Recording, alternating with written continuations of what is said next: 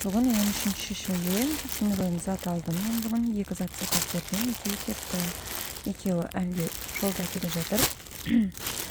Мынандай біз пляжға кететін футболка шорты заказ бердік.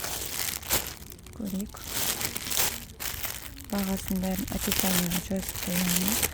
Салмағына қанша кетті, соның бәрін жазып қоямын. Өздеріңіз көрсеңіздер, осында киім болса, бағасын салыстырып көріңіздер.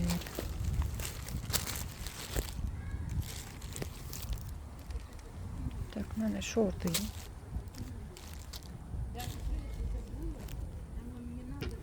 Так, синтетика сияқты шорты. Жазылмаған. Жазылмаған. Текстері нормальный сияқты. Бізге керек рубашка. Рубашканы көрейік. Жоқ, бұл рубашка емес екен. Так, футболка. Футболкада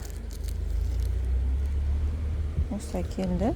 Качествосы анау не бар ғой, спортивный одежда сататын материал ше. Сондай сияқты материал. Спортивный магазиндерде сатылады ғой.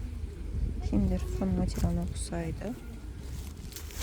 XXL размер берген. Өйткені маломерка келеді. Енді екінші берген затқа анпакинг жасаймын қазір. Бұл сенің машинасына берген рульдің қаттағышы. Қазір көреміз ашып. Мындай руль.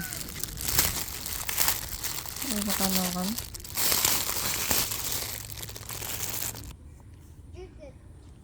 Мындай руль заказ бердік.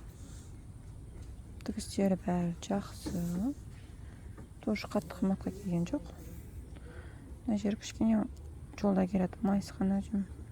Рульға қаттағаннан кейін орнына келетін шығар. Осындай. Видеосын көрсетемін салып болғаннан кейін.